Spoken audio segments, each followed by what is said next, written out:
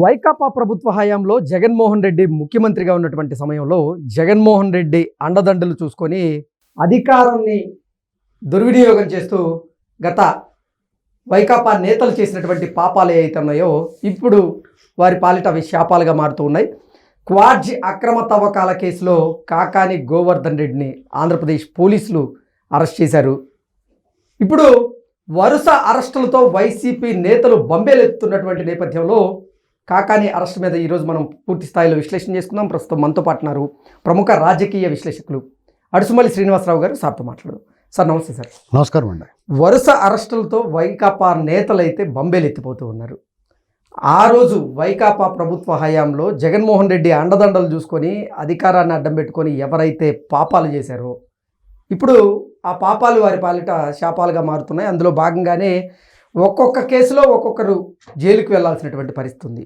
Kakani Govardhan Reddy quartz అక్రమ తవ్వకాల కేసులో ఆయన అరెస్ట్ అవ్వడం జరిగింది. ఏంటి సార్ అసలు ఆ అంశంలో ఏం జరగబోతుంది? అంటే మీకు కాకాని గోవర్ధన్ రెడ్డి గారు పెద్ద ముతర కేసు. వైకాపా అధికారంలో జగన్ అధికారంలో ఉన్నప్పుడు మాత్రమే కాకుండా ఆయన అంతకుముందు కూడా సరే ఆయన మీద చాలా ఎలిగేషన్స్ ఉన్నాయి. ఎలిగేషన్స్ మాత్రమే కాకుండా కేసులు కూడా ఉన్నాయి. అంటే ప్రస్తుతానికి క్వాడ్జ్ కేసులో అరెస్ట్ అయిన ఇతను క్వాడ్జ్ కేసులో అరెస్ట్ అయ్యాడంటే ఇప్పుడు ఇదొక వెరైటీగా ఉందండి వ్యవహారం. సార్ అలాగంటే సాధారణంగా ఎవరన్నా రాజకీయ నాయకులు అవినీతి చేస్తే సార్ కమిషన్లకు కక్కుర్తి పడ్డాడను చిన్న చిన్న స్కాములు చేసేవారు సార్. అది అప్పుడు నథింగ్ అనమాట. ఇప్పుడు తలుచుకుంటే అది పెద్ద విషయమే కాదనిపిస్తుంది.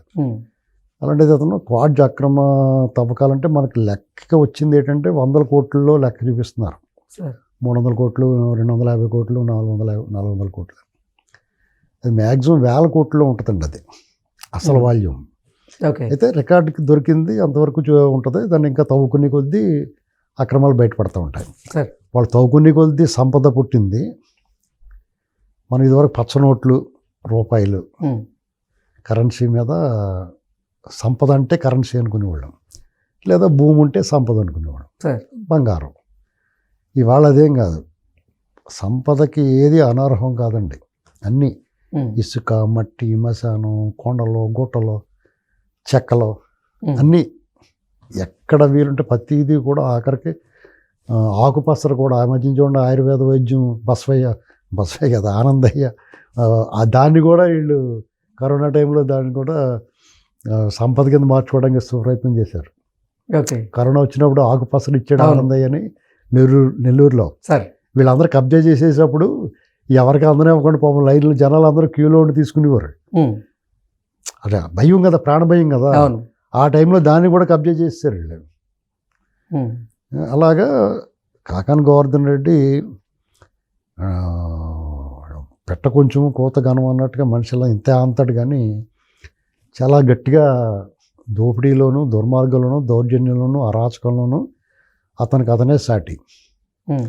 ఆయన మీద ఆయన అదృష్టం ఏంటంటే కాకాని గోవర్ధన్ రెడ్డి ప్రత్యర్థి ఆ సర్వేపల్లి ఆ నియోజకవర్గంలో ఆయన ప్రత్యర్థి ఎవరంటే సోమిరెడ్డి చంద్రమోహన్ రెడ్డి గారు. చాలా సౌమ్యుడైన కొంచెం పెద్ద మనిషి ఆయన. అంటే వాళ్ళలాగా అడ్డగోలుగా వ్యవహారం చేసి రెడ్డి గారు కాదు ఆయన. చాలా పెద్ద మనిషి, సీనియర్ నాయకుడు, టీడీపీలో మంత్రిగా చేశారు. కొంత పార్టీ పట్ల విధేయత ఉన్న మనిషి. అంటే రాజకీయంలో గెలుపోవటంలో అనేటువంటి పక్కన పెడితే వ్యక్తిగా రాజకీయ నాయకుడిగా ఆయనకు కొంత క్రెడిబిలిటీ ఉంది. కాబట్టి ఆ పార్టీ కూడా ఆయన్ని అలాగే గౌరవించింది, గుర్తించింది. దానికి అవకాశం వచ్చినప్పుడల్లా ఆయనకు మంచి స్థానం కల్పిస్తూ వచ్చింది. ఈ గోవర్ధన్ రెడ్డి ఆయన మీద కేసు నమోదైందనగానే చాలా ప్రగల్భాలు పలికాడు.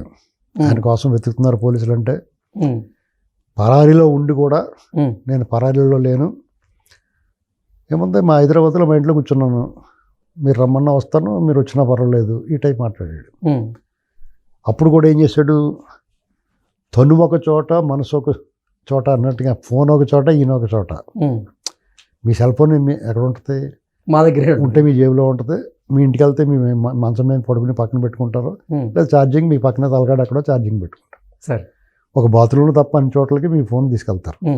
కొంతమంది బాత్రూంలో కూడా తీసుకెళ్తారు. ఏముంది, ఎమర్జెన్సీ ఫోన్ వస్తుంది అనుకున్నప్పుడు పట్టుకెళ్ళచ్చు. సరే. మరి ఈయన ఫోన్ ఒక చోట పెట్టి ఇంకో చోట తిరగటం ఏంటి, పోలీసులను తప్పుదారి పట్టించడం అనమాట. అంటే ఈ మధ్యన ఫోన్ ట్రాకింగ్ చేస్తున్నారు కదా, అదలాగా. చివరికి ఇక ఆయన మీద సీరియస్గా అరెస్ట్కి బయలుదేరుతున్నారు. ఇప్పుడు పోలీస్ యంత్రాంగంలో కూడా జగన్మోహన్ రెడ్డి ప్రేమికులు ఉన్నారు. బాగా చిన్న స్థాయి కానిస్టేబుల్ స్థాయి నుంచి ఉన్నతాధికారుల వరకు వాళ్ళ మనుషులు ఉన్నారు, ఇంకా అలాగే పనిచేస్తున్నారు. సార్, ఎప్పటికప్పుడు వాళ్ళకి సమాచారం ఇచ్చేవాళ్ళు ఉంటారు. అది ఎవడ అవాయిడ్ చేయలేడు, ఎందుకంటే టీడీపీ వాళ్ళు ఉన్నారు, టీడీపీ వాళ్ళకి ఉంటారు, వాళ్ళకి పని చేస్తారు. మనం తప్పు పట్టలేం.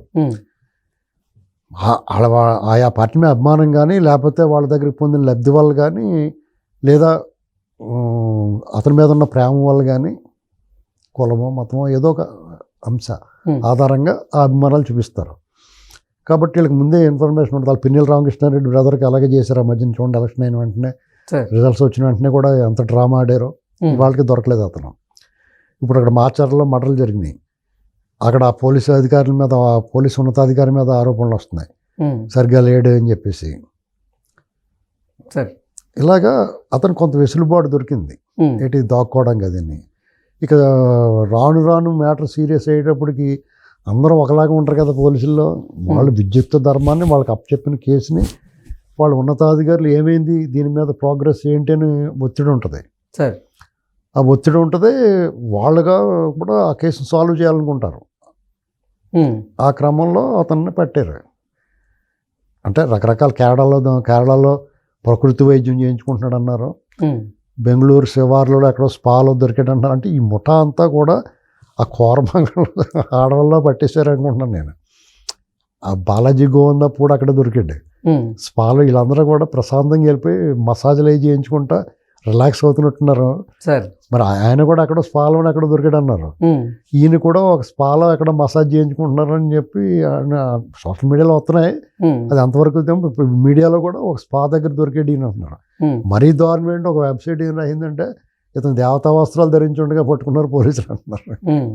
అంటే మనం అది నిజం అవుతుందో మనం కామెంట్ చేయకూడదు అనుకోండి.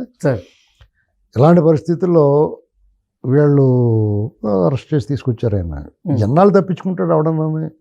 ఒక రకంగా చెప్పాలంటే, నీ మీద పోలీస్ కేసు నమోదైందంటే మీకోసం పోలీసులు వెతుకుతున్నారన్నప్పుడు నువ్వు వాళ్ళ నుంచి తప్పించుకు తిరుగుతున్నావంటే నీకు అది నిత్య నరకం. అది వాళ్ళు ఎప్పుడు వస్తారో ఏంటి, నీ స్వేచ్ఛ అప్పుడే కోల్పోవడం మొదలెట్టేసినట్టే.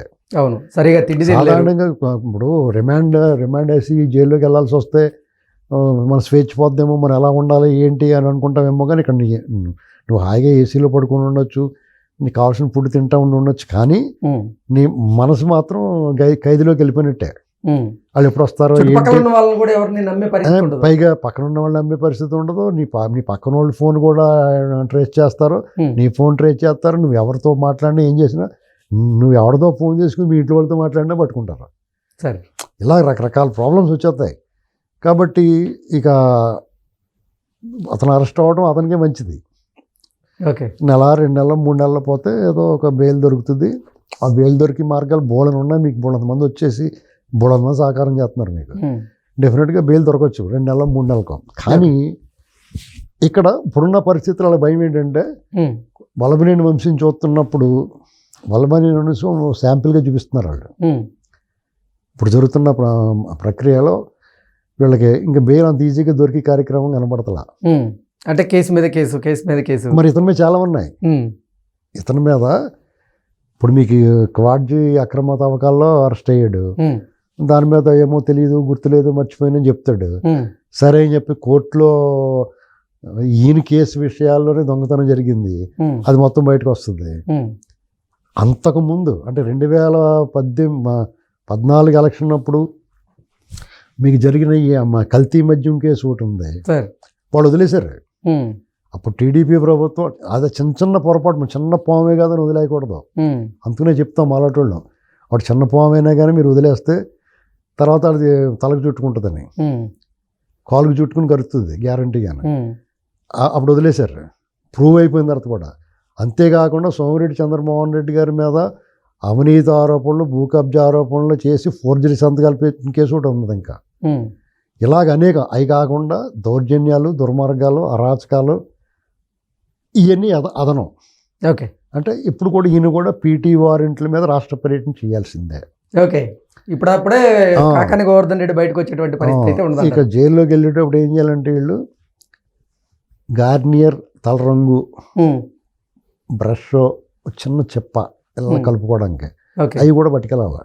ఎందుకంటే రూపురేఖ లావణ్యాలు మారిపోతూ ఉన్నాయి వీళ్ళకి. లోపలికి వెళ్ళి బయటకు వచ్చేటప్పటికి వెళ్ళేటప్పుడు ఒకలాగా ఉంటున్నారు, వచ్చి బయటకు వెళ్ళి కోర్టులకి మళ్ళీ జైలుకి తిరిగి అప్ అండ్ డౌన్ చేస్తున్నప్పుడు ఒకలాగా ఉంటున్నారు. కాబట్టి అతను మరీ జనాల్లో ట్రోల్ అవ్వకుండా ఉండాలంటే సోషల్ మీడియాలో బాడీ షేమింగ్ చేస్తారు, ఊరుకుంటారేంటి. పైగా ఇతను ఇంకో పాపం కూడా చేసాడు ఇతను. రైతులు, అమరావతి రైతులు పాదయాత్రగా వెళ్తున్నప్పుడు నెల్లూరు జిల్లాలో ఇతను కనీసం వాళ్ళకి షెల్టర్ ఇవ్వడానికి వీలు లేకుండా కూడా అప్పుడు ఆయన కోటరెడ్డి శ్రీధర్ రెడ్డి గారు ఆయన మాత్రం పాదయాత్రకు వచ్చిన రైతులకు వచ్చి మీకేమైనా అసౌకర్యం కలిగితే చెప్పండి అని. అప్పటికి ఇంకా ఆయన వైసీపీలో ఉన్నా సరే, అక్కడ వైసీపీ ఎమ్మెల్యేగా ఉన్నా సరే, అమరావతి రైతులకి సహకారం చేస్తాను, మీకు ఏం కావాలో చెప్పండి అని అడిగాడు అతను. ఇతను మాత్రం వాళ్ళకి కనీసం నీడ దొరకకుండా ప్రయత్నం చేశాడు. వాళ్ళని వేధించాడు, పోలీసులను పెట్టి నానా ఇబ్బందులు పెట్టాడు. రోడ్డు మీద తిన్నారు అన్నం, తెలుసు మీకు. వాళ్ళు నడి రోడ్డు మీద కూర్చుని భోజనం చేశారు రైతులు. ఇలాంటి పాపాలు మిమ్మల్ని వదలో. నువ్వు అధికారం ఉంది కదా, ఒళ్ళు పొగరెక్కి, కొవ్వెక్కి, కళ్ళు ఎత్తిమీకెక్కి, నీ ఇష్టమైన నోటికి ఎంత వస్తే అంత మాట్లాడి నోరు ఉంది కదా అని చేస్తే ఇప్పుడు అన్నీ పడాలి. ఎవరి కోసం పడతావు? ఓకే. అయితే ఈ కూటమి ప్రభుత్వం ఇప్పటివరకు జరిగిన అరెస్టులు కానీ ఇలాంటి విషయాల్లో రాజకీయ నాయకుల దగ్గరికి వచ్చేటప్పటికి ఇప్పుడు ఈ వికెట్టే పెద్ద వికెట్. ఓకే. మొదటి వికెట్ ఇప్పుడు సంవత్సరానికి పడింది. ప్రభుత్వం ఇంచుమించు సంవత్సరం అయిపోతుంది. రేపు జూన్ 12 ప్రమాణ స్వీకారం చేసి ఇంకొక నెల, అవును, ఒక నెల 20 రోజుల్లో సంవత్సరం అవుద్ది. ఇన్నాళ్ళకి ఒక పెద్ద వికెట్, ఇప్పుడు ఫస్ట్ వికెట్ ఇప్పుడు తీశారు పొలిటికల్గా. ఓకే. ఏమంటే ఇప్పుడు నందిగం సురేష్ ఇవన్నీ చేసినా పెద్ద వికెట్లుగా, చిన్న వికెట్లే. అసలు మా ట్రైల్ అది అంతా ప్రాక్టీస్ మ్యాచ్ అది. ఓకే. అధికారుల్లో పెద్ద వికెట్ సీతారామాంజనేయులు. బాగుంది ప్రారంభం. మొదటి సంవత్సరం వాళ్ళు ఇచ్చిన హామీలు నెరవేర్చుకోవడానికి ప్రయత్నం చేస్తా, పరిపాలన మీద దృష్టి పెట్టి, రాష్ట్రాన్ని చక్కబెట్టి, ఆర్థిక పరిస్థితులని సరి చేసుకుంటా, ఆ చక్కబెట్టుకుంటా ఇప్పుడు మొదలెట్టారు అనుకుంటున్నాను నేను. ఈ సంవత్సరం ఆగలేకపోయాం మనం. గట్టిగా అడిగాం, మేము అడిగాం, టీడీపీ కేటర్ అంతా అసంతృప్తి ఉండడం. ఇలాగా ఈ టెంపో సడలిపోకుండా ఇతని వెంటనే ఇంకొక స్కీముల పేరుతో స్కామ్ చేసినోడిని, అరాచకం, ఇప్పుడు ఒకటి ఏం చేయాలంటే ఒక అవినీతి చేసి స్కామ్ చేసినోడిని, ఒక అరాచకం చేసినోడిని, ఒక అవినీతి అక్రమాలు చేసినోడిని, ఇంకొక దుర్మార్గం చేసినోడిని, అలాగే బ్యాలెన్స్డ్గా తీసుకెళ్తే వీళ్ళతో పాటు వీళ్ళ బూట్లు లేకిన అధికారులని అలాగా ప్యారలల్గా తీసుకెళ్తుంటే మంచి రంజుగా ఉంటుంది రాజకీయం. Okay. Okay sir, thank you so much.